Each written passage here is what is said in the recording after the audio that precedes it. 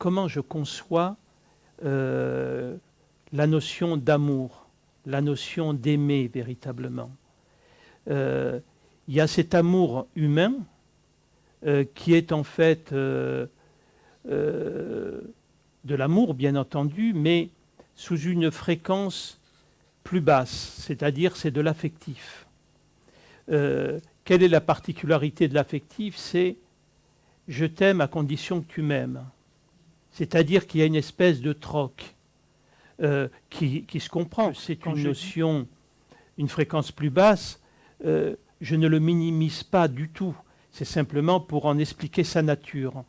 L'être humain, et chacun de nous, on vit une expérience d'individualité où effectivement on ne vit qu'à partir de manques et on doit combler nos manques tout le temps en se dirigeant vers l'extérieur, que ce soit l'air, que ce soit l'eau, que ce soit la nourriture, que ce soit le travail, que ce soit l'argent, etc., etc. Donc, nous sommes tous égocentrés. Et donc, cette part-là, elle est tout à fait normale. Après, dans cet égocentrisme, on va plus loin, c'est-à-dire qu'on veut aussi de la satisfaction. On veut être libéré de nos peurs. Donc, on va facilement amasser pour ne pas avoir besoin. On va essayer de faire en sorte de trouver une espèce d'autonomie qui est impossible. On peut avoir une fortune colossale et tout ce que l'on veut. Jamais on n'aura ce sentiment de paix profonde. La paix profonde ne peut exister réellement que dans un système unitaire, c'est-à-dire de me sentir complètement uni à tout. Et donc dans l'amour humain, dans la relation à l'autre, il y a cette complexité, c'est-à-dire notamment en tant que mère, c'est j'aime mon enfant, j'ai envie d'avoir une relation de qualité avec lui, avec tous les modèles inconscients que l'on peut avoir. Et l'histoire, mon histoire personnelle, ma feuille de route, c'est pas ça qui est écrit dessus. Sur ma feuille de route, c'est, bon, je choisis effectivement que j'aurai pas une super relation avec mon fils. Que mon fils de 13 ans, il ira vers mon père et moi, je serai la méchante. Bon. Le problème, c'est qu'on ne se souvient pas de cette feuille de route. Dans le concret, il faut vivre ça. Et donc, il faut vivre cette expérience d'amour, c'est-à-dire, j'aime l'autre, et cet amour fait que mon amour, c'est qu'il soit et qu'il puisse vivre ce qui est bon pour lui, même si ce n'est pas bon pour moi. Et quand on peut vivre l'amour à ce niveau-là, il est très nourrissant pour soi. Parce que pouvoir aimer celui qui ne nous aime pas, c'est effectivement se mettre en relation avec véritablement l'amour inconditionnel. C'est une source inépuisable et je m'y connecte ou pas. C'est-à-dire qu'il ne faut pas croire, je vis l'amour inconditionnel. Non, je suis connecté à l'amour inconditionnel ou pas.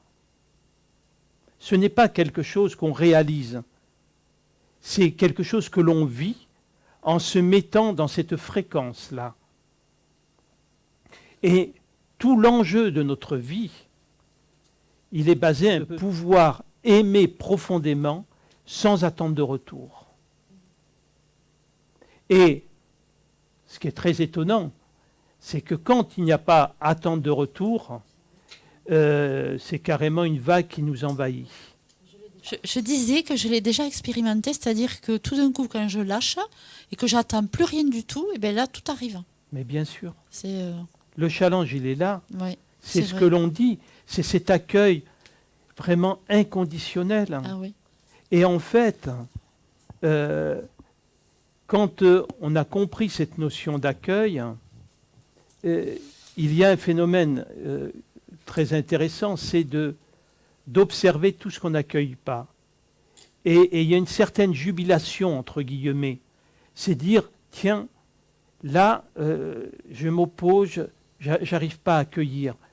Et c'est comme si on venait visiter un petit peu une cave avec une lampe torche et on vient dire, ah tiens, voilà, ça, il faut que j'arrive à le mettre en conscience. Et en fait, l'accueil profond, c'est ce que notre moi, c'est-à-dire notre âme, si vous préférez, vit d'une manière permanente. Elle est dans cette contemplation permanente de la relation, du monde. Elle est dans un état d'amour permanent. Et nous avons juste à nous syntoniser avec cette réalité-là. On peut effectivement avoir l'impression d'avoir eu une vie à peu près tranquille globalement, hein, où il n'y a pas de choses très violentes, etc. etc. Bon. Mais on oublie quand même un des chocs les plus violents, la naissance. Je veux dire que quand on voit la naissance, comment ça peut être douloureux et violent pour un enfant, même dans un accouchement qu'on peut dire à peu près classique, qui se passe bien, il y a un choc d'une grande violence. Et ça fait suite aussi, ensuite, du moins, il y a un autre choc, c'est-à-dire que quand l'enfant vient au monde, il a ce sentiment et cette mémoire encore de ce qu'il était avant de naître. Donc ce sentiment d'infini, c'est ce sentiment d'amour inconditionnel. Et très vite, et même brutalement, il apprend que l'amour, il a des conditions, qu'il ne faut pas qu'il pleure trop fort, qu'il ne bouge pas trop, etc. Donc, brutalement, il sent ce cadre qui se referme sur lui-même. Et ça va même des fois encore plus loin, parce que dans tous les modèles éducatifs, c'est l'enfant pleure, c'est pas grave, on le laisse pleurer, il finira par s'endormir, il faut l'habituer à être seul dans sa chambre, etc., etc. Je veux dire que si on regarde globalement la maltraitance qu'on fait vivre aux enfants, il y a quelque chose d'inhumain là-dedans. Que ce soit l'enfant à qui on n'arrive pas à mettre la couche et on finit par le secouer en disant « arrête de bouger ». Et je prendrais ça ou plein d'autres exemples. Hein, l'enfant qui pleure parce que dans la nuit il a faim et comment il est accueilli, etc. Je veux dire, c'est ça les chocs. C'est avec ça qu'on est construit. On n'est pas... Peu d'enfants sont construits, plus maintenant quand même, parce qu'il y a quand même des prises de conscience. Mais quoique... dès que l'enfant commence à être un petit peu grandir, qu'il devient turbulent, ça devient compliqué. Vous voyez, je pense à un couple que j'ai reçu il y a quelques jours, qui sont des personnes qui sont en chemin spirituel, pas du tout d'une manière péjorative, hein, c'est vraiment de belles personnes. Ils ont 2 enfants, 2 petites filles, et c'est la guerre entre ces 2 enfants. Et donc, pour eux, la maman m'a expliqué qu'elle commençait à rentrer dans de la violence physique.